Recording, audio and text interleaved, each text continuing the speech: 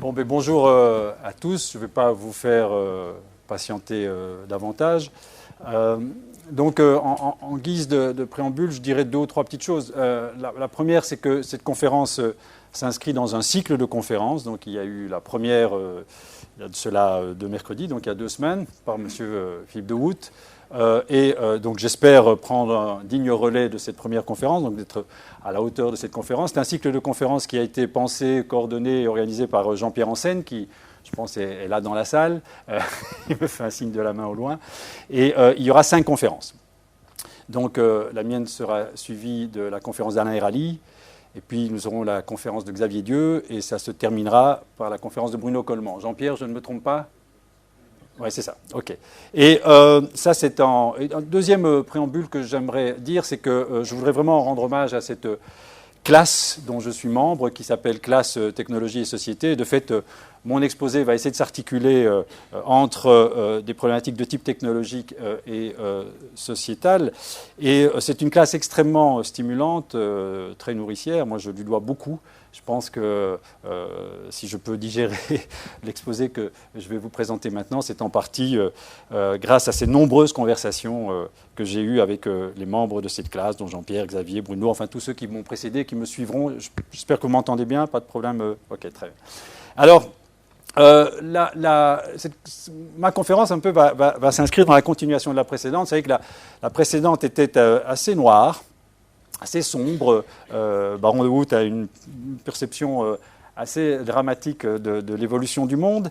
Et je vais un peu m'inscrire dans ce portrait, dans ce tableau un peu noir, d'un monde qui évolue pas tout à fait comme on voudrait qu'il évolue, un monde dont on a un peu l'impression qu'il tourne fou, un monde dont on a un peu l'impression qu'il nous échappe. Et de fait, j'appelle, à propos mon exposé, système complexe, parce que ce monde est en effet complexe. Et associé à système complexe, il y a l'idée de perte de contrôle. Donc on a l'impression que, malgré qu'on n'a pas envie de le voir évoluer comme il est en train d'évoluer, on a l'impression qu'il est très difficile de regagner le contrôle sur ce monde. Et pour citer, mais ça vous les connaissez, les menaces, les épées de Damoclès qui nous pointent sur les têtes. Bon, bien sûr, vous avez le réchauffement climatique, les dérèglements climatiques, vous avez l'explosion des inégalités, vous avez l'explosion des conflits communautaristes, des conflits ethniques. Je pense que ça ne ravit personne. Personne ici, en tout cas, je l'espère, dans la salle, n'a envie de se prendre un 4 degrés dans la figure dans les 50 années qui viennent. Personne n'a envie que son voisin gagne 400 fois plus que soi. Personne n'a envie d'être menacé ou d'être agressé pour des croyances religieuses ou même pour la couleur de sa peau. Malheureusement, depuis pas mal d'années maintenant, on sent que le monde tourne un peu comme ça. Et que malgré qu'il évolue de cette sorte, c'était un peu le constat noir, Cassandre du conférencier qui m'a précédé, on a du mal malgré notre volonté, malgré notre envie, de l'infléchir ce monde, de le remettre sur une trajectoire qui nous serait un tout petit peu plus profitable, on a du mal à y parvenir. Cette complexification du monde, alors je ne suis pas du tout un expert en sciences humaines, et pourtant je vais parler beaucoup, je vais prendre pas mal de risques, parler parce que justement pour ouvrir la discussion, parler de choses qui vous intéressent sans doute plus que la science des systèmes complexes ou de la théorie du contrôle. Il y a une espèce de slogan qui accompagne généralement la complexification de tout, la complexification du monde. C'est que dans des systèmes complexes, quand vous mettez des parties en interaction, vous prenez beaucoup de parties, même si les parties ont des comportements très simples, dès lors qu'elles interagissent, souvent l'effet de cette interaction, c'est que le tout collectif, c'est-à-dire l'ensemble des parties, commence à avoir un comportement, comme vous savez, le fameux slogan, où le tout est plus que la somme des parties. C'est-à-dire qu'il y a une espèce d'émergence de ce comportement collectif qui doit tout aux parties. Il n'y a rien de mystique là-dedans, il n'y a rien d'extraordinaire là-dedans. Les parties se comportent comme elles se comportent, mais simplement elles interagissent.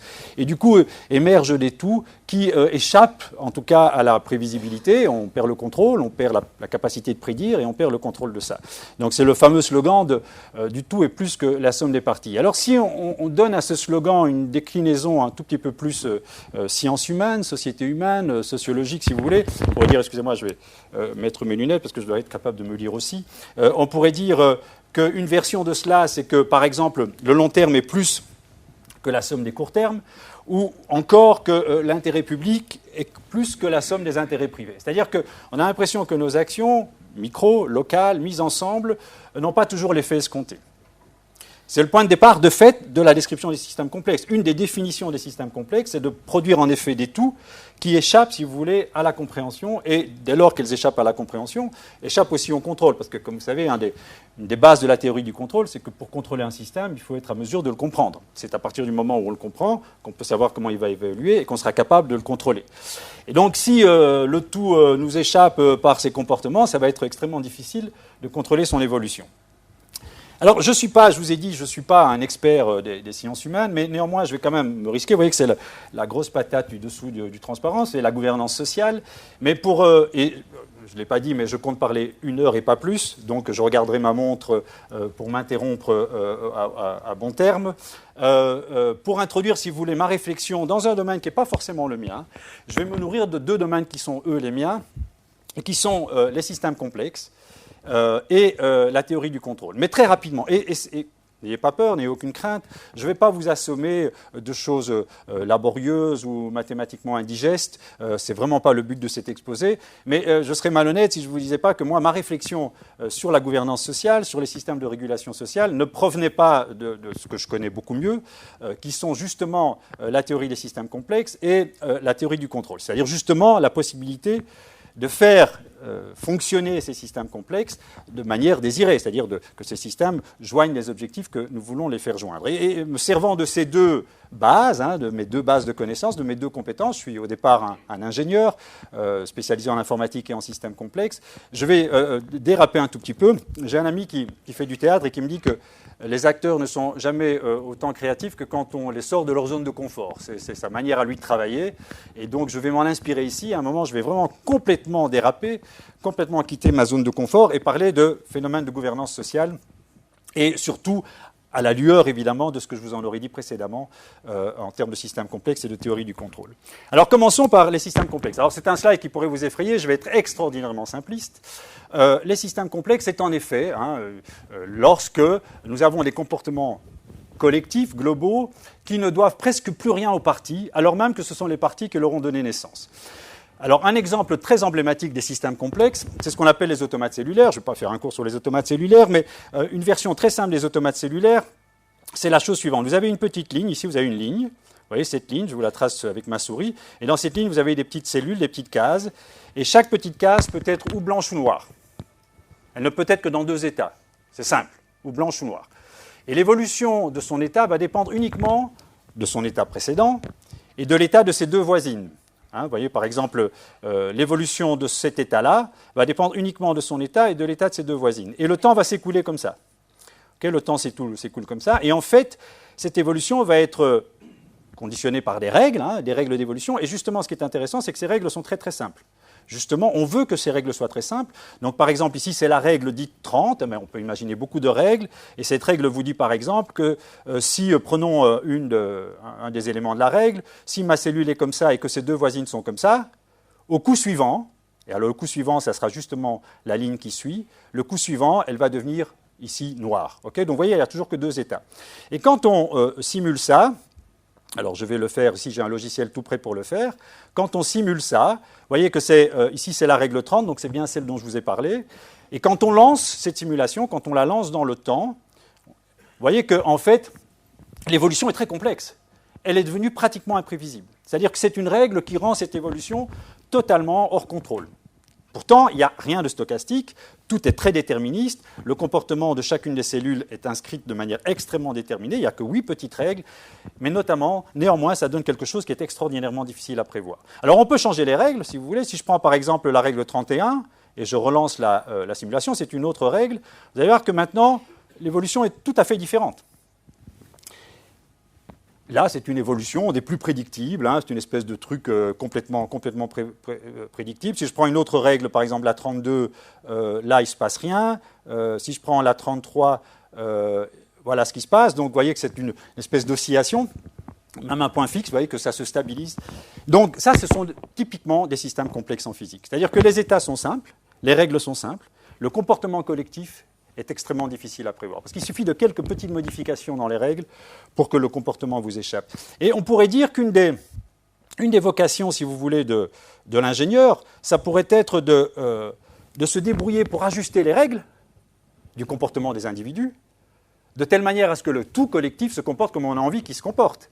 Par exemple, voilà, cette espèce de point fixe, tout simple, tout banal, mais enfin, du coup, on sait prévoir comment ça évolue.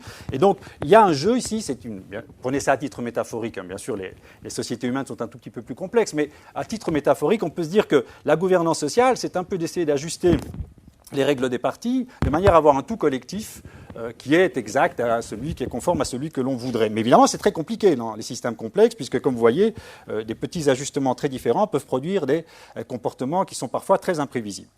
Alors, un autre exemple que j'aime beaucoup des systèmes complexes, parce que ça a beaucoup nourri des recherches qu'on fait dans mon laboratoire. Je dirige un laboratoire avec mon ami et collègue Marco Dorigo, un laboratoire qui s'intéresse justement au comportement collectif des insectes. Les insectes sont souvent pris, les insectes et les oiseaux, ici vous avez un exemple d'insecte et un exemple d'oiseau, les deux sont souvent pris comme des illustrations parfaites, pas forcément de systèmes complexes, mais en tout cas de systèmes où le comportement du collectif n'est pas le reflet du comportement des parties. C'est-à-dire que le collectif peut avoir un comportement surprenant au regard des comportements des parties. Par exemple, il est surprenant que les fourmis, collectivement, réussissent à fabriquer un pont qui leur est très utile, évidemment, ça leur permet évidemment de franchir un fossé.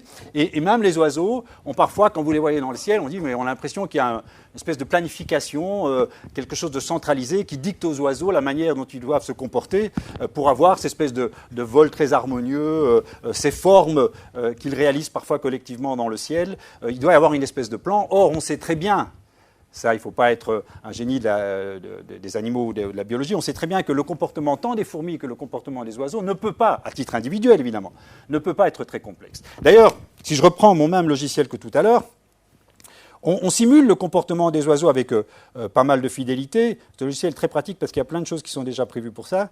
Donc ici, je vais prendre le comportement justement des oiseaux. Voilà, donc je vais mettre beaucoup d'oiseaux, je vais le faire aller un peu vite là, et voilà mes oiseaux, et je le lance.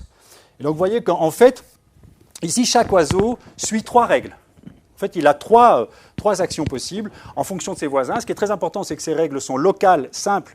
Chaque oiseau fait la même chose, hein, donc il s'inspire évidemment du comportement des voisins, il s'aligne sur le comportement des voisins, il évite ses voisins, donc bien sûr il y a une règle d'évitement, il y a une règle d'alignement, et on peut jouer avec des paramètres de ces règles pour obtenir, si vous voulez, des comportements différents. Vous voyez que si je change certains paramètres, ici c'est des angles, vous voyez que les comportements peuvent changer, et de fait, les physiciens étudient ça. C'est-à-dire que pour essayer de comprendre le vol collectif des oiseaux, ils essayent d'ajuster des règles qui restent, et c'est très important à ce stade de l'exposé, des règles qui restent extrêmement simples. Ils essayent d'ajuster les règles pour reproduire le plus fidèlement possible le comportement collectif de ces oiseaux. Alors, est-ce que ce comportement est dicté par un objectif, je dirais, centralisé ? Bien sûr que non, même si on pourrait discuter longtemps sur le rôle de la sélection naturelle ici. Mais ce qui est intéressant, en tout cas ce que je trouve moins intéressant, c'est que certains essayent d'ingénieriser ça. Certains s'inspirent du comportement collectif de ces oiseaux, de ces fourmis, pour en faire une théorie de l'ingénierie, c'est-à-dire comment contrôler des tout avec des règles simples, et que ces tout se comportent de manière qui soit bénéfique, comme tout projet d'ingénieur, qui soit bénéfique pour la société humaine. Alors, bon, avant de vous montrer des possibilités d'ingénierisation, vous savez que les Américains sont un peu paranoïaques, et j'ai trouvé cette vidéo tout à fait étonnante sur YouTube, où des Américains se sont sentis menacés par... Attendez, je vais la retrouver, parce qu'elle n'est pas là. Se sont sentis menacés par un vol d'oiseaux. Vous allez voir pourquoi ils se sont sentis menacés par ce vol d'oiseaux.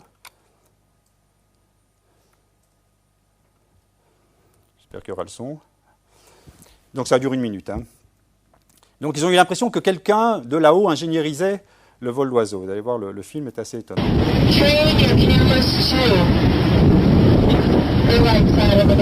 Là, le vol d'oiseaux, regardez ce qui va se passer. Vous avez vu très rapidement apparaître un visage, vous allez le voir plus lentement maintenant.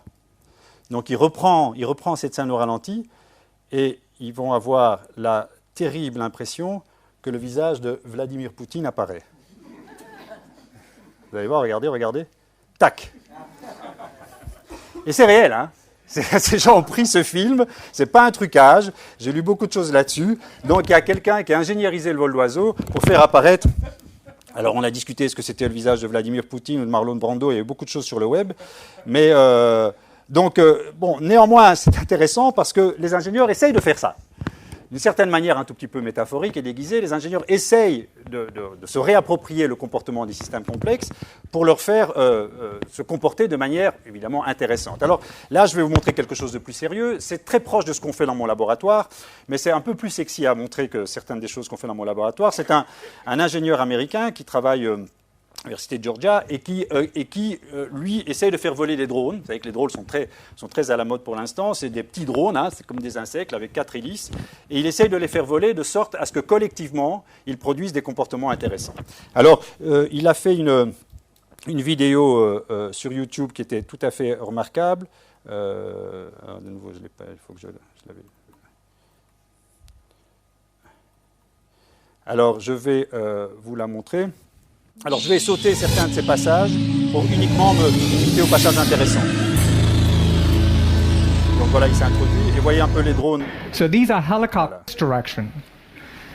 Voilà, ça, c'est le genre d'avion qui l'intéresse. C'est les petits drones avec 4 hélices. The smaller you make it, the more quickly you can turn. Where these obstacles voilà, bon, individuellement, ils font des choses intéressantes. Can be moving, and here you'll mais ce see qui Daniel l'intéresse, c'est de throw les this faire voler hoop into the collectivement. air. Well, the robot is its size. Voilà. And I told you earlier that we may want to employ lots and lots of robots to overcome the limitations of size. Voilà, il veut faire voler so one collectivement ces difficulty robots. is how do you coordinate lots of these robots? And so here we look to nature.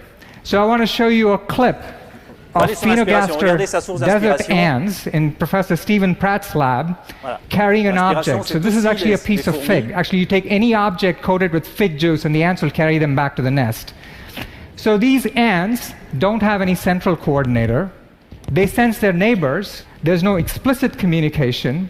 But because they sense the neighbors and because they sense the object, they have implicit coordination across lots of robots. It's impossible to coordinate all this information centrally fast enough in order for the robots to accomplish the task.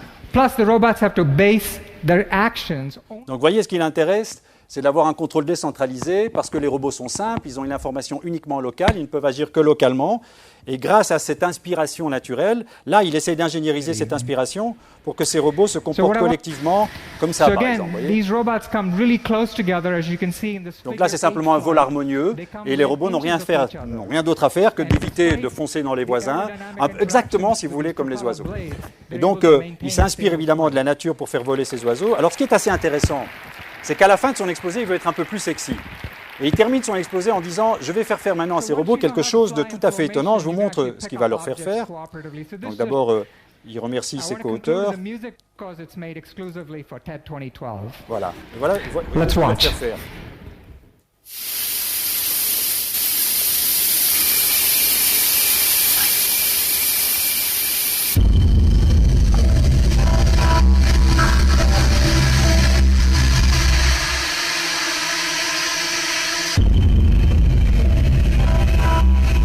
Vers l'américaine.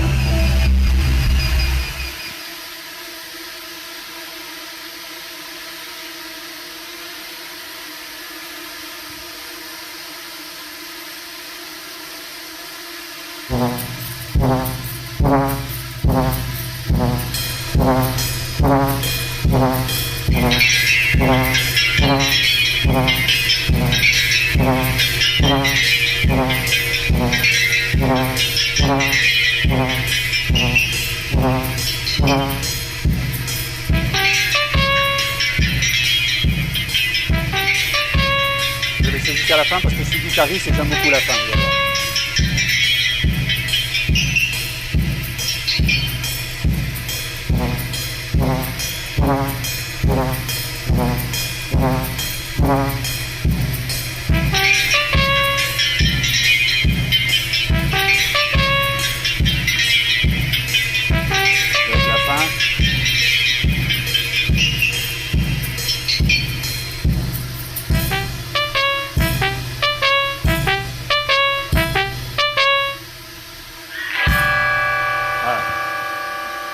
Alors, bon, maintenant, c'est évidemment un choix à l'américaine, mais ce qui est intéressant dans cet exploit technologique, c'est qu'on se demande comment cet ingénieur peut parvenir à cela sans une forme de contrôle beaucoup plus centralisée. comment ingénieriser on n'a pas l'impression que des robots qui agiraient seuls, de leur plein gré, avec une perception locale, avec une intention locale, avec des objectifs locaux, pourraient accomplir ce type de réalisation collective. Pourtant, c'est une réalisation collective. Alors, c'est dans mon labo, alors je ne vais pas vous montrer les choses que l'on fait, mais on s'intéresse à ça. On essaie de réfléchir entre des formes de contrôle, entre des formes de contrôle décentralisées et des formes de contrôle centralisées, parce que c'est un vrai défi pour la robotique collective.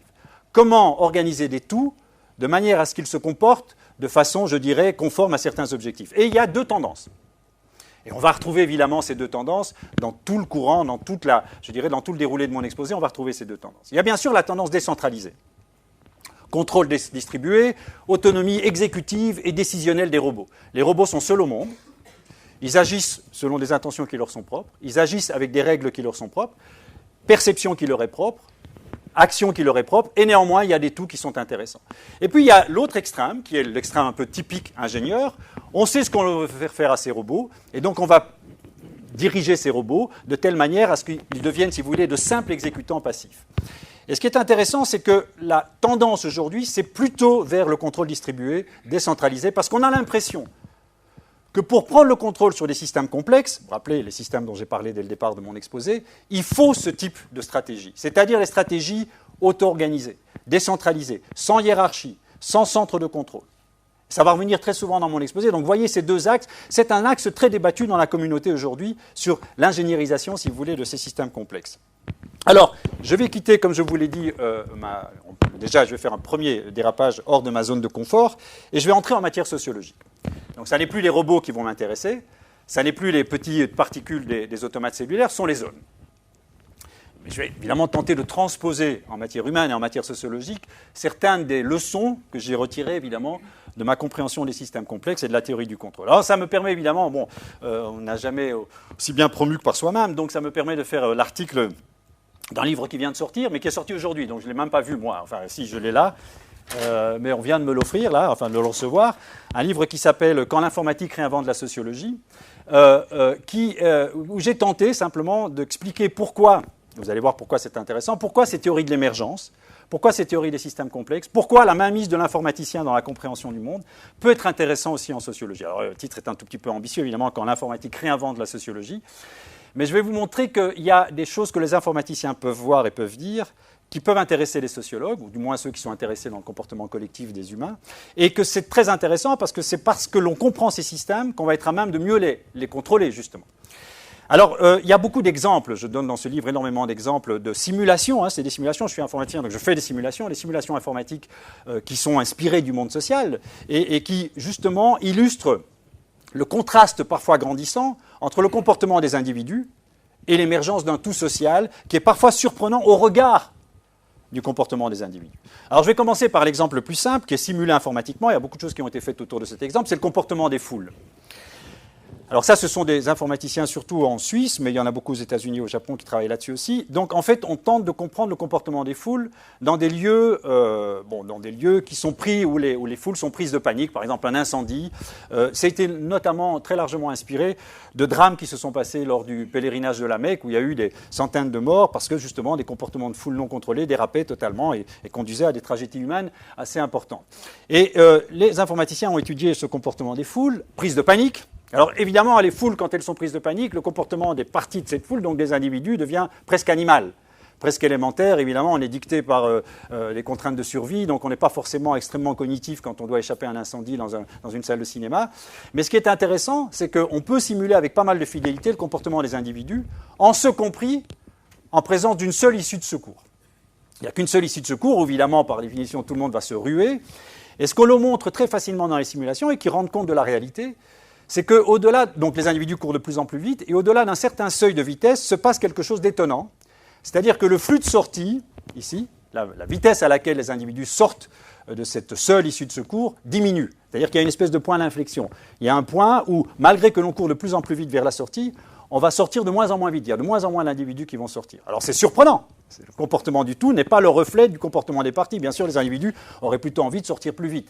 Alors pourquoi cela? Eh bien, dans les simulations, on le montre très facilement, c'est qu'il y a un phénomène d'encombrement, d'engouffrement, si vous voulez, d'amoncellement au niveau de la sortie, et que cette espèce de bloc très compact qui se forme quand les gens courent de plus en plus vite vers la sortie va bloquer évidemment la sortie.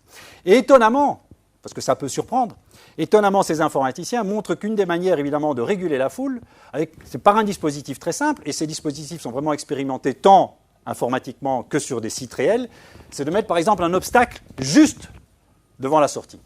Alors, ça peut paraître totalement contre-intuitif. Vous n'avez pas bloqué par un obstacle la seule sortie qui permettrait, mais sur simulateur, on montre que grâce à cet obstacle, il y a une forme de désynchronisation, c'est-à-dire que l'évitement des obstacles permet aux gens de se réordonner, si vous voulez, de se séquentialiser et de sortir de manière beaucoup plus fluide et beaucoup plus linéaire. Vous voyez que c'est tout à fait surprenant. Le tout n'est pas du tout le reflet du comportement collectif. Et vous voyez que c'est intéressant que certains dispositifs très simples, tout en laissant les individus aussi libres qu'ils l'étaient au départ, on n'a pas de règles, on n'impose pas aux individus de se comporter de manière totalement différente, ils se comportent comme ils ont envie de se comporter, mais la modification d'un simple dispositif matériel peut évidemment réorienter le comportement du tout vers une chose qui est beaucoup plus désirée, qui est un flux de sortie qui permet aux individus de sortir de ce lieu. Alors, mon deuxième exemple, je vous donnerai 3 exemples surtout, vraiment du décalage, du fossé, du gap, comme disent les Anglais ou les Américains, qui existe entre le comportement du tout et le comportement des parties. Alors celui-là est encore plus intéressant, et le troisième sera le plus intéressant. Celui-là, c'est Thomas Schelling, qui est un prix Nobel d'économie, qui a écrit d'ailleurs un livre, vous en voyez le titre, Micro-Motives et Macro-Behavior. Donc justement, ce livre porte sur ce fossé croissant entre le comportement des individus et des parties. Et ce qui motivait Thomas Schelling, ce qui émeuvait Thomas Schelling, c'était évidemment l'émergence des ghettos dans les villes américaines. Ghettos de couleur, ghettos de classe socio-économique, et il essayait d'en comprendre l'origine de ces ghettos. On peut imaginer que la raison première des ghettos pourrait être, au titre des individus, comportement raciste des individus. C'est-à-dire que vous préférez un environnement qui soit constitué des gens soyons un petit peu triviaux, mais des gens de votre couleur, ou de votre religion, ou de votre classe socio-économique, plutôt qu'un environnement majoritairement constitué de personnes qui sont très très différentes de vous. Et alors, évidemment, si vous avez cette espèce d'attitude, de réflexe, vous allez vous déplacer, vous allez déménager dans des environnements qui sont plus conformes à votre identité religieuse, socio, etc. En fait, Thomas Schelling montre que ce n'est pas si évident, que ce n'est pas si simple. Et il le fait par, là aussi, une petite simulation. Donc je vais reprendre chaque fois mon logiciel favori. Là, ça n'est plus de la biologie, ce ne sont plus les oiseaux, ce sont les sociétés humaines. Et en fait, c'est ici de la sociologie. Donc je retrouve ici Social Science et je mets ségrégation. Donc c'est un modèle qui a fait couler beaucoup d'encre. Donc je vais remplir la société au départ. Et vous voyez que cette société est constituée d'individus de 2 couleurs.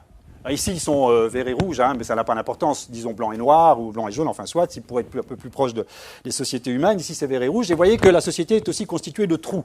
C'est-à-dire les gens peuvent se déplacer dans les trous. Au début, la société est parfaitement mélangée, parfaitement homogène. C'est-à-dire que chaque individu est entouré, en moyenne, et ça on le comprend, il ne faut pas être polytechnicien pour le comprendre, est entouré en moyenne de 50% d'individus de sa même couleur. D'accord ? Très simple à comprendre. Si l'environnement est complètement homogène, chacun est entouré de sa couleur. Et la règle que Thomas Schelling va simuler, c'est la règle suivante. Alors écoutez bien cette règle, c'est une règle très très importante. Je me déplace aléatoirement parce que je suis insatisfait.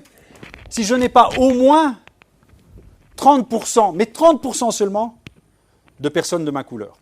Donc je ne suis pas raciste. Je veux qu'au moins 30% des gens soient de ma couleur. Et si j'en ai pas 30%, si par exemple j'en ai que 20%, si je suis blanc et que j'ai 20% de blanc autour de moi, je dis les choses de manière un peu brutale, mais c'est pour faire comprendre, donc je me déplace au hasard. Et en fait, au début de la simulation, ici l'écran n'est pas montré dans toute sa taille, mais au début de la simulation, en fait, il y a exactement 20% de personnes malheureuses, c'est-à-dire 20% de personnes qui ont moins de 30% d'individus de leur couleur. Et si on simule cette règle, c'est-à-dire qu'on va lancer le comportement des individus, chaque individu suit cette règle, c'est une règle. Je veux au moins 30% des gens de ma couleur. Et si on lance ça, voilà ce qui se passe. Les ghettos, de manière grossière. C'est-à-dire qu'en fait, la société se divise, la société se fragmente. Et là, vous voyez qu'en fait, on se retrouve dans une situation où chacun est entouré de 75% de personnes de sa couleur. C'est-à-dire qu'en adoptant cette simple règle, le tout devient surprenant par rapport au comportement des partis. On a une société très ségrégée, très fragmentée, alors que les individus qui la constituent n'avaient pas forcément cette envie-là. Vous voyez, parfois le tout vous échappe. Et c'est vraiment une simulation très simple, hein, vous pouvez jouer avec cela, et vraiment surprenante. Alors, la troisième type de dilemme sociaux entre le comportement du tout et le comportement des partis qui m'intéresse, ça sera le plus important, surtout dans la partie de l'exposé sur la gouvernance sociale, c'est tout ce qui est inspiré de la théorie des jeux, et surtout du chapitre, à mon avis, le plus intéressant, le plus percutant de la théorie des jeux, qui est le dilemme du prisonnier. Il y a des milliers de travaux qui sont faits, évidemment, sur la théorie des jeux et le dilemme des prisonniers. Je pense que c'est aujourd'hui une des manières de penser les interactions humaines qui est la plus stimulante et la plus riche. Bon, alors en économie, c'est une évidence, parce que je pense qu'un tiers des prix Nobel les plus récents sont des théoriciens et des spécialistes de la théorie des jeux. Jean Tirole, qui a eu, non pas cette année, mais l'année passée, le prix Nobel, est un expert de la théorie des jeux. John Nash, le fameux John Nash, qui est illustré ici dans ce poster, était un des créateurs, un des grands penseurs de la théorie des jeux. Et dans la théorie des jeux, il y a un dilemme, il y a un fameux dilemme, mais qui, je pense, est tellement important, il est tellement inspirant dans la compréhension de la déflagration, de la dégradation de nos sociétés, c'est le fameux dilemme du prisonnier. Alors, le dilemme du prisonnier, je pense que ce serait vous insulter que de vous le rappeler, mais j'ai beaucoup travaillé sur le dilemme du prisonnier, j'adore ce dilemme, il est très riche d'implications et de simulations informatiques. Donc je le rappelle très rapidement, surtout que j'en ai adopté une version qui est peut-être pas la version classique, parce que vous voyez apparaître un petit X ici qui aura un peu d'importance. Donc le dilemme du prisonnier, c'est quand vous avez deux individus. Alors moi, je vais collectiviser ça, je vais mettre plus d'individus en jeu. Mais au départ, la définition du dilemme, c'est quand vous avez deux individus et que chacun des individus peut adopter deux attitudes. Alors on va dire l'attitude conciliable, aimable, coopérative, on joue le jeu, on est sympa avec son interlocuteur. Et puis vous avez l'autre attitude que les Américains désignent par defection, qu'on pourrait appeler par triche, trahison, comportement incivil, comportement justement. Bon. Alors, quand ces deux individus, par exemple, lors d'un troc, vous donnez la chose, mais l'autre ne vous la donne pas, je vous donnerai un tas d'exemples. De toute façon, vous êtes tous retrouvés certainement plus d'une fois dans des situations de dilemme du prisonnier, où l'autre se comportait de manière qui n'était pas forcément celle que vous attendiez. Le problème du dilemme du prisonnier, c'est que il est illustré par des gains, c'est-à-dire qu'à l'issue de l'interaction, vous gagnez quelque chose. Et ça, c'est les gains. 1, 1, 0, 1.x, 1 plus x, excusez-moi. Donc, la valeur de x va compter dans la suite. Et donc, vous voyez que quand x est important, disons x est 1, par exemple, donc ici ce serait 2, hein, 1 plus 1 ça fait 2. Quand cette valeur est importante, ce qu'on appelle l'équilibre de Nash, c'est-à-dire l'équilibre inéluctable, le comportement inéluctable, c'est que les deux individus trahissent de concert, trichent. On ne leur laisse pas le choix, c'est ce qui leur apporte le plus. Okay ? Le problème, c'est que s'ils trichent tous les deux, évidemment, ils se retrouvent dans la situation la pire au sens même de la sociologie et de l'économie, c'est-à-dire qu'ils passent à côté de ce qu'on appelle l'optimal de Pareto, c'est-à-dire finalement la meilleure chose, qu'ils coopèrent tous les deux, mais ils ne sont pas incités à coopérer, parce qu'ils sont beaucoup plus incités à tricher, parce que ça leur reporte beaucoup plus. Quand je dois expliquer le dilemme du prisonnier à mes étudiants, je leur dis toujours ce qui se passe quand vous allez voir un spectacle, quand vous êtes assis, etc., et que, je ne sais pas, vous avez, à mon âge, je dirais, les Rolling Stones ou Genesis sur scène, et au début, tout le monde est assis. Et puis, voilà, le groupe apparaît, et vous avez la personne devant vous qui se lève. Vous avez déjà vu ça, hein, il se lève, alors vous avez beau crier assis, assis, il se lève, et bien sûr, lui, il se lève parce qu'il a tout intérêt à se lever, parce qu'il veut mieux voir. Mais vous, derrière, vous voyez rien. Alors, qu'est-ce que vous faites ? Vous vous levez aussi. Et finalement, toute la salle se lève, et quand tout le monde est levé, il n'y a plus personne qui voit rien du spectacle. Ça vous est certainement arrivé, c'est typiquement des situations de déflagration sociale, où chacun, croyant agir évidemment dans son propre intérêt, crée une espèce de situation où tout le monde est perdant. Et je me suis beaucoup intéressé à ce dilemme en faisant des simulations, et en rajoutant un élément, mais qui est fondamental ici, et qui est typique de la nature humaine, c'est le mimétisme. Si en plus, chaque individu, là je répartis mes individus sur un damier, si chaque individu imite le comportement qui lui semble le plus profitable de son voisin, le comportement qui semble rapporter le plus à son voisin, eh bien alors vous avez un basculement du social, ou vers un pays de grande civilité, un pays de grande humanité, ou un pays où il fait mauvais vivre, un pays de déflagration sociale, etc. Et si vous faites les simulations, si x est égal à 0.3, c'est-à-dire x pousse à la trahison, pousse à la défection, avec le jeu du mimétisme, la société se remplit de tricheurs. Tout le monde triche. Évidemment, c'est une situation dramatique puisque personne n'y gagne. Mais c'est l'incitant. En revanche, si x est en faveur de la coopération, tout le monde coopère. Donc selon la valeur de X, vous basculez dans une société heureuse ou une société de totale incivilité. Alors moi, j'ai toujours tendance à comparer, les couleurs ne sont pas là tout à fait inutilement, j'ai tous à comparer ça comme la Suède, et ça comme mon pays pourtant que j'adore, qui est l'Italie, où pour des raisons parfois un peu étranges, si vous faites le test du portefeuille égaré, 100% des portefeuilles sont ramenés en Suède et je dirais 5% sont ramenés en Italie. Voilà.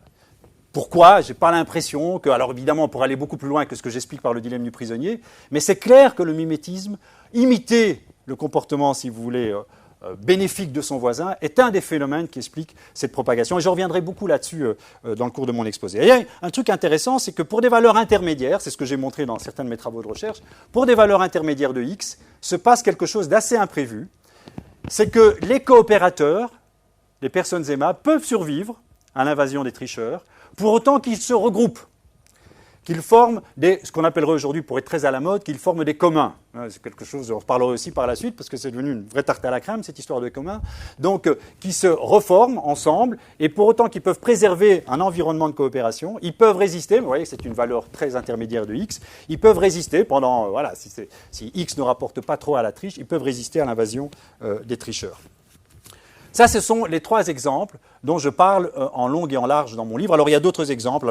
Alors oui, j'ai aussi montré dans les simulations que malheureusement, l'émergence de ces coopérations, et si vous mêlez les 2 simulations, c'est-à-dire le fait de se déplacer pour rejoindre des gens de sa couleur ou pas, et le fait de coopérer ou pas avec des individus, si vous prenez un mélange de ces deux situations, très souvent, les communautés qui se forment sont des communautés évidemment de même couleur. C'est-à-dire que quitte à former des communautés, quitte à se regrouper entre coopérateurs, la tendance c'est de se regrouper entre coopérateurs avec une même marque identitaire. Donc si vous faites ces simulations avec des gens ici de 4 couleurs différentes, vous verrez que des ghettos se forment, mais qu'en plus ces ghettos sont marqués d'un point de vue identité. On veut coopérer avec les gens de sa couleur. Et bien sûr, c'est au détriment des gens de l'autre couleur. Parce que le prix à payer, c'est la coopération intercouleur et évidemment la trahison avec des personnes d'une autre couleur.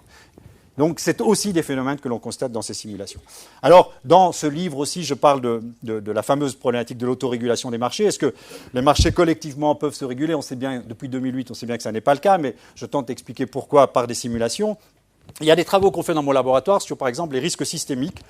Quand vous connectez les banques entre elles, quand chaque banque emprunte simplement de l'argent aux banques voisines, mais que la banque voisine elle-même emprunte de l'argent à une banque, etc., donc vous créez une espèce de réseau où chaque banque pense qu'elle fait au mieux, mais malheureusement, pour certains réseaux, vous avez un risque systémique qui se propage, c'est-à-dire que la faillite d'une banque peut se propager évidemment sur toutes les banques. Alors ça dépend de la topologie du réseau. Il y a beaucoup de travaux qui sont faits par les gens de mon laboratoire, avec des collaborateurs, y compris des collaborateurs assez prestigieux, qui s'associent à ça, parce que c'est aussi une manière de comprendre les déflagrations économiques de ces dernières années. Ce dilemme du prisonnier est, à mon avis, fondamental pour comprendre l'évolution du monde. Je pense que nous sommes, vous vous rappelez les menaces que j'ai dégagées au début de mon exposé, je pense que ces menaces pourraient être simplement résumées par, ce sont chaque fois des tragédies, ce qu'on appelle la tragédie des communs.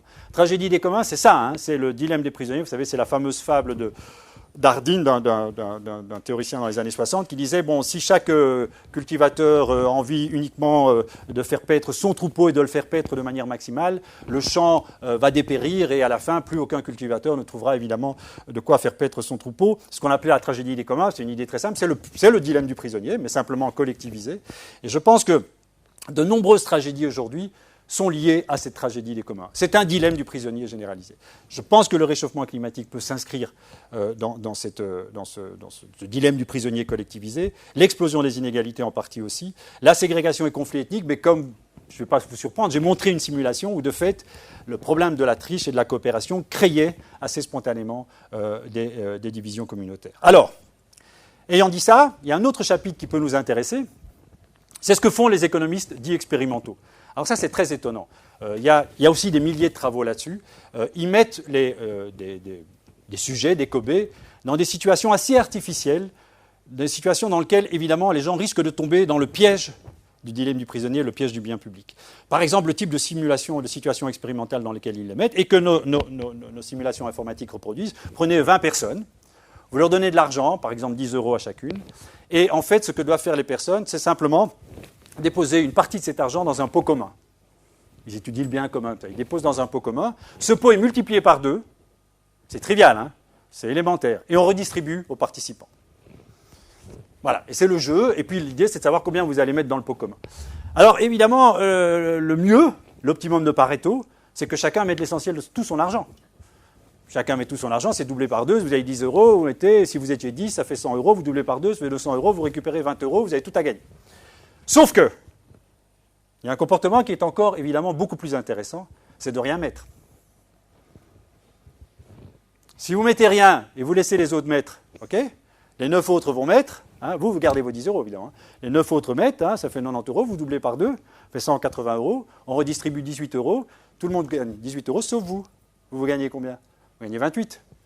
C'est typiquement... Et on a fait ce type d'expérimentation. Et vous savez, quand on fait cette expérimentation, ce qui se passe, c'est qu'au début, il y en a un qui a pigé le truc, il triche, et il faut quelques itérations du jeu pour que tout le monde se mette à tricher. Et c'est quasi recta. C'est-à-dire qu'on le fait avec, bien sûr, des étudiants de Solvay, ça marche mieux, mais je dis ça pour certains amis dans la salle, mais même pour des tribus lointaines, c'est presque, on le décline dans différentes versions, mais ça marche presque à tous les coups. Alors ce qui est intéressant, c'est que les économistes expérimentaux, ils se disent, mais comment prévenir cette déflagration? Et alors ils testent dans des laboratoires comme ça, ils testent certaines stratégies, et les stratégies sont intéressantes. Je reviendrai sur ces stratégies quand je parlerai de la gouvernance sociale, parce que c'est un problème de gouvernance sociale. Comment inciter la société à se comporter de manière pareto-optimale, de manière aimable? Alors, première chose, c'est que quand vous pouvez former des groupes, quand il y a quoi que ce soit qui peut lier certaines personnes entre elles, des effets communautaires, eh bien ça se passe moins. Ça, vous vous rappelez, je l'ai montré dans mes simulations. C'est-à-dire que quand on a des liens avec certaines des personnes, quand on peut développer des communautés, eh bien, c'est une manière de survivre ou d'échapper, si vous voulez, à ce dilemme social. Émergence des communs. Deuxième résultat de l'expérimentation, c'est les phénomènes de réciprocité. Alors, les économistes adorent ça aussi. Quand vous avez deux personnes l'une en face de l'autre, il y a quelque chose qui évite la défection et la triche, c'est la réciprocité. Ce que les économistes aiment appeler par l'intitulé tit for tat, dent pour dent, si vous voulez. C'est que si vous savez que l'autre, la prochaine fois qu'il vous rencontre, va se comporter de la même manière, ça va vous rendre la monnaie de votre pièce ou va vous renvoyer l'ascenseur, va se comporter comme vous n'êtes pas incité à le faire. C'est la réciprocité qu'on appelle directe. Vous ne le faites pas. Hein, et de fait, les simulations informatiques montrent qu'en effet, vous avez tendance à coopérer parce que vous n'avez pas envie d'avoir en retour, d'avoir le boomerang en retour en pleine figure.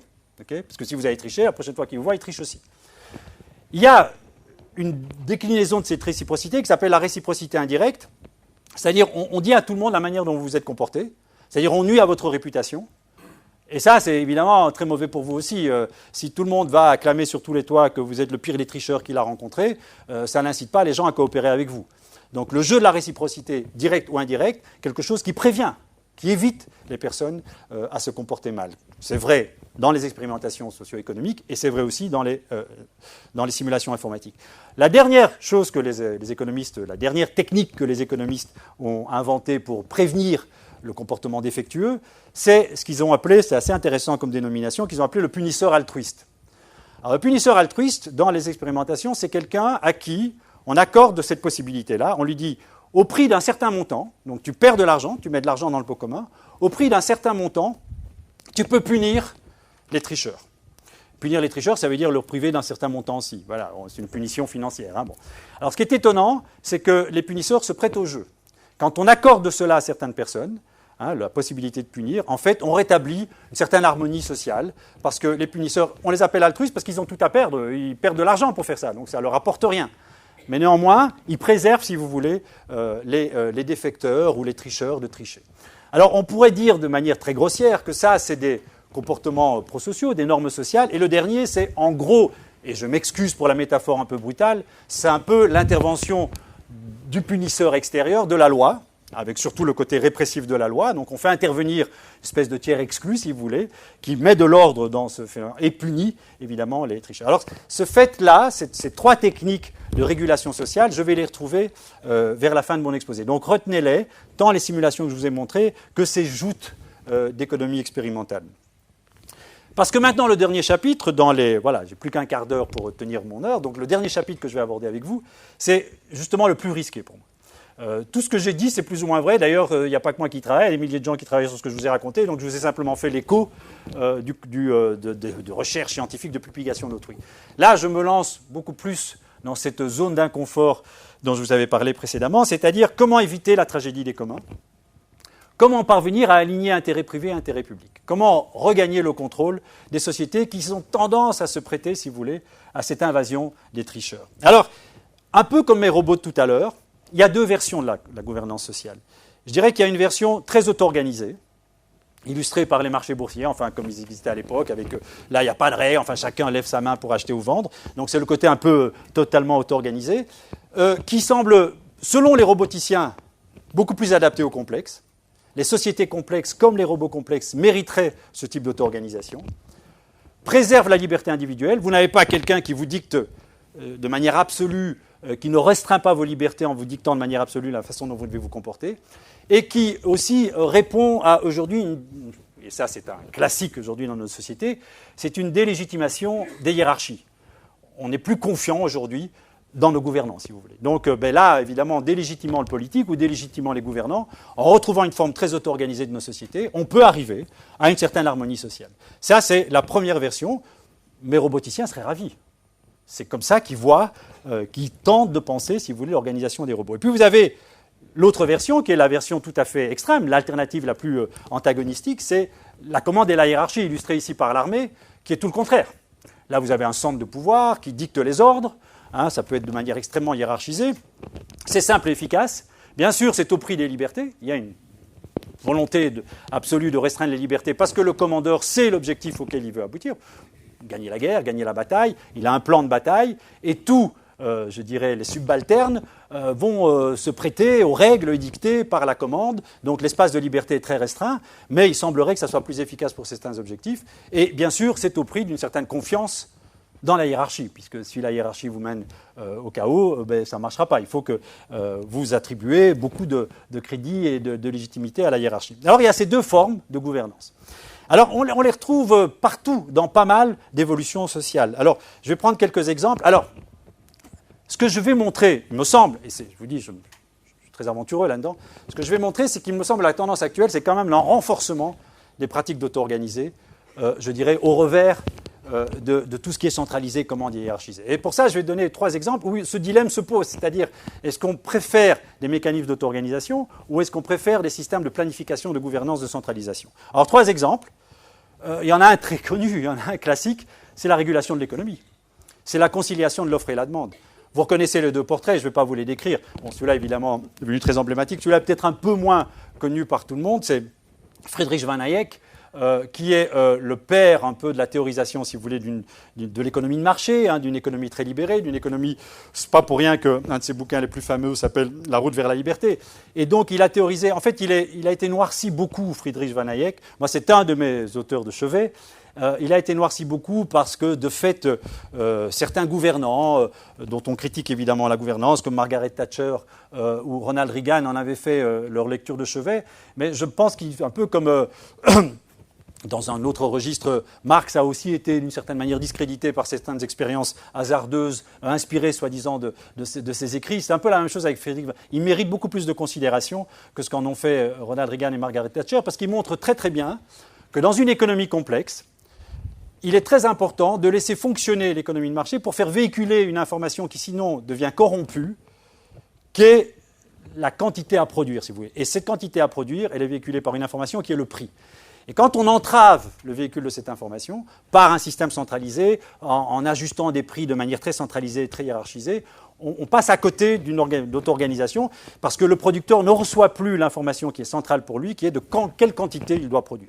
Bien sûr, ce jeu de concurrence entre les agents consommateurs et les agents producteurs, c'est de fait pour jouer sur les prix. Évidemment, quand un produit se raréfie, son prix augmente par le jeu de la concurrence, et ça, c'est un appel aux producteurs pour produire beaucoup plus de ce produit, de la raréfaction de ce produit. Il semblerait qu'il y a eu beaucoup de tentatives de planification de l'économie. Il y a eu des tentatives sur terrain, l'Union soviétique dans les années 20, les années 30, etc. Mais il y a eu des tentatives aussi informatisées de dire est-ce qu'il n'y a pas d'autre manière plus centralisée, plus planifiée de coordonner l'offre et la demande? Eh bien non. Quand c'est atteint un certain niveau de complexité, où on a beaucoup d'incertitudes sur que font les producteurs, que font les consommateurs, avec en plus toute la puissance de l'incitant, c'est-à-dire que je produis parce que je sais ce que je veux produire et j'ai des incitants pour ce faire. Il semblerait que l'économie de marché, dans sa version très auto-organisée, fonctionne pas mal. Alors il y a des tas de problèmes aussi avec l'économie de marché. Je ne me fais pas ici un partisan biblique de l'économie de marché, mais c'est un débat qui a beaucoup traversé toute l'évolution de l'économie depuis ces 100 dernières années. Alors un autre domaine qui est lui tout à fait différent, alors je suis informaticien, et vous savez en informatique il y a un logiciel qui est très très important, c'est le système d'exploitation. Aucun de vos ordinateurs ne pourrait fonctionner aujourd'hui sans un système d'exploitation. Et dans la conception des systèmes d'exploitation, il y a pratiquement deux tendances sociales qui s'affrontent. Vous avez ce qu'on appelle l'open source, illustré par un vrai libertaire, c'est le créateur de l'open source, c'est Richard Stallman, il suffit de voir son physique, on voit que c'est quelqu'un plutôt... c'est une des grandes têtes pensantes de ce qu'on appelle l'open source. Et vous savez que l'open source, c'est l'idée que chacun y va, chacun y contribue. Je peux, moi, aller sur Linux et décider d'une modification de ce logiciel. Bon, il faut avoir un certain talent d'informaticien, mais c'est jouable. Je peux aller sur Linux et modifier, et chacun peut apporter la pierre de touche. Et cette idée très libertaire et très communautaire de l'informatique d'aujourd'hui, l'informatique en réseau, chacun y va de sa compétence, l'informatique collaborative, il n'y a pas de centre, il n'y a pas de hiérarchie, il n'y a pas de dictateur aussi bienveillant qu'il soit, et vous créez un système d'exploitation qui a quand même les qualités de Linux. Et puis vous avez l'autre extrême, incarné par un homme qu'on a... Bon, depuis quelques années qu'on a beaucoup déifié, surtout depuis qu'il est mort, mais de plus en plus de biographies sortent sur la personnalité de cet homme, et c'était aussi, on peut le dire, malgré le génie indéniablement qui le traversait, c'était un horrible dictateur. Il veillait à tout, y compris la moindre vice dans les ordinateurs, etc. On le sait maintenant, il y a suffisamment de biographies qui sortent sur l'homme pour savoir que justement, chez Apple, c'était la loi de la dictature, chacun devait travailler, etc. Donc, bon, bien sûr, il encourageait une certaine forme de créativité, sinon Apple ne serait pas ce que c'est, mais il y avait un dictateur bénévole, si on veut, qui faisait fonctionner Apple. Vous voyez que là, il y a quand même une tension aussi entre... Et ces deux systèmes d'exploitation, vous pouvez faire votre choix. Moi, j'encourage toujours mes étudiants à utiliser Linux parce que je préfère. Voilà, ça c'est une option un peu philosophique. Je préfère la manière dont Linux est conçu que la manière dont macOS est conçu. Mais bon, beaucoup d'étudiants ne suivent pas mes recommandations. Et là, le troisième exemple, c'est la problématique du réchauffement climatique. Si vous lisez beaucoup d'essais sur comment affronter le réchauffement climatique, vous avez aussi ces deux tendances. Il y a un bouquin qui m'a beaucoup marqué, ça fera partie de mes... Je terminerai mon exposé par 3 recommandations de lecture, et déjà celle-ci y figurera. C'est un bouquin assez choc, un bouquin assez spectaculaire d'une activiste de gauche qui est très très présente aux États-Unis et dans les pays anglo-saxons, qui s'appelle Naomi Klein. C'est un bouquin évidemment sur le dérèglement climatique qui s'appelle « This Changes Everything ». Bon, elle dit beaucoup de choses, c'est vraiment une femme qui depuis très très longtemps se bat contre... l'invasion de l'économie de marché et du capitalisme, et elle pense en effet qu'il n'y a plus possibilité aujourd'hui d'espérer que des mécanismes d'auto-organisation spontanés puissent mettre un terme ou puissent parer, si vous voulez, à ce réchauffement climatique. Et en regard d'elle, vous avez justement l'option contraire. C'est plutôt l'option favorite des économistes aujourd'hui, mais y compris de certains écologistes. Par exemple, j'ai entendu, pas plus tard que ce matin, Nicolas Hulot à la radio, et qui plaidait vraiment pour des mécanismes économiques que les économistes appelleraient de manière un peu pompeuse l'internalisation des externalités négatives. En l'occurrence ici, le réchauffement climatique est une externalité négative, tragédie des communs. Chacun a envie de consommer plus, mais ça dérègle évidemment le climat. Et donc, en internalisant, si vous voulez, c'est ce qu'on appelle la problématique du pollueur-payeur, c'est-à-dire que vous devez monter, par exemple, le prix du carbone, ce qui vous découragerait, ce qui n'est pas fait pour l'instant, puisque le prix de l'essence a chuté, les compagnies aériennes font des prix planchers, alors que c'est tout le contraire, évidemment, qu'il faudrait faire si les incitants étaient de telle sorte à vous décourager, si vous voulez, de consommer plus. Et donc ça, c'est les mécanismes économiques et qui ont la faveur de pas mal de gens aujourd'hui. Et je pense qu'à la COP21, ce qui va se passer, c'est de renforcer ce mécanisme plutôt auto-organisé. Vous voyez que l'État ne prend pas de mesures, sauf éventuellement le prix des crédits carbone, mais il y a quand même quelque chose de très décentralisé, de très auto-organisé dans l'attaque ou dans la confrontation de ce dérèglement. Alors, je vais presque terminer.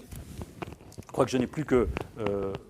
J'ai plus que 3 transparents. Voilà, vous pouvez les compter avec moi. J'ai plus que 3 transparents. Je vais terminer en confrontant ces deux modes. Vous avez vu d'où je suis venu. Je suis venu des robots. Les robots posent ce problème. Est-ce qu'on préfère un système de contrôle décentralisé où chaque robot est autonome, se fixe ses objectifs et ça donne un tout social qui peut être harmonieux? Ou est-ce qu'on préfère que l'ingénieur soit là et qu'il dise non, toi, chaque robot comporte-toi ainsi, ainsi, ainsi, parce que je veux que vous fassiez la musique de James Bond. Vous vous rappelez, là, les petits drones là, qui faisaient la musique de James Bond. Qu'est-ce qu'on préfère? Il me semble que, et si vous revenez sur le slide où je parlais des expérimentations économiques, Vous avez vu que ceux qui expérimentaient ces agents économiques en situation tentaient différents moyens, si vous voulez, d'éviter la tragédie des communs. Vous aviez le recours aux normes sociales, c'est-à-dire rien de véritablement imposé, genre l'émergence des communs. Là, c'est des jeux d'amabilité. Si vous formez des communautés, vous pouvez prévenir évidemment l'invasion de la trahison. Vous avez la mise en place, et ça c'est toujours du côté, si vous voulez, de l'auto-organisation. Ça c'est plutôt de l'auto-organisation et ça c'est plutôt de la centralisation.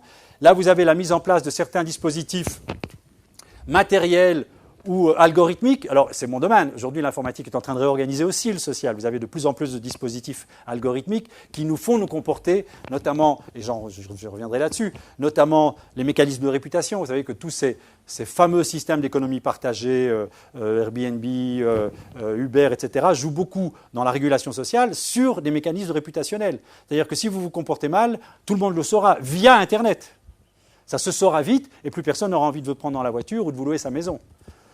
Là, il n'y a pas de loi. C'est vraiment un jeu réputationnel, exactement comme on les trouve dans les mécanismes d'économie expérimentale. Il y a une réinvention de l'économie aujourd'hui que je trouve extraordinaire, qui est le Bitcoin. Le Bitcoin, c'est un dispositif algorithmique, totalement décentralisé, qui permet d'assurer toutes les transactions financières, sans banque, sans hiérarchie, sans pouvoir régulateur, si vous voulez, et qui marche très bien. Il y a ses défauts, si vous voulez, on pourra en parler par la suite, mais voici un dispositif algorithmique qui refait, qui recompose, qui repense l'économie de manière totalement auto-organisée, avec l'aide, évidemment, des outils informatiques qui sont aujourd'hui à notre disposition. Et puis, il y a la loi. Et si vous prenez deux axes, qui sont un peu les deux axes ou les deux flèches dont j'ai beaucoup parlé dans le cours de mon exposé, si vous prenez deux flèches qui est d'entraver la liberté des individus, donc de moins libre à plus libre, donc l'entrave du comportement des individus, et ici de centraliser à décentraliser, on pourrait dire que les mécanismes d'organisation sociale, pour favoriser la liberté individuelle et pour favoriser l'attaque des systèmes complexes, parce que les systèmes deviennent complexes, on va plutôt de plus en plus, c'est une évolution que je décris, c'est ma vision, moi, du social, on privilégiera de plus en plus ce type, aujourd'hui, de mécanisme. Donc, on se repose sur les normes sociales et sur des dispositifs, un peu comme le piquet qu'on mettait en face de la sortie, qui organise le social, mais qui, ce n'est pas une loi, c'est simplement un dispositif qui nous permet de nous comporter mieux.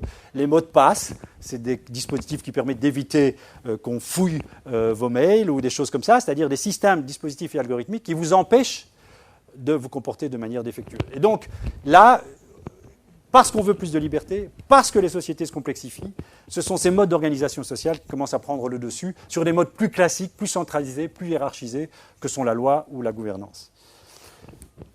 Donc on va vivre dans les 10 ou 20 prochaines années, je pense qu'on va vivre de plus en plus ces modes d'organisation sociale. Donc on va mettre une remise à plat du fonctionnement social, pour les raisons que je vous ai évoquées, délégitimation du politique, complexification du social, envie de liberté, accroissement de notre envie d'agir pour nous-mêmes. Donc on va avoir de plus en plus ce mode de dispositif d'organisation sociale, donc très décentralisé, très mis à plat.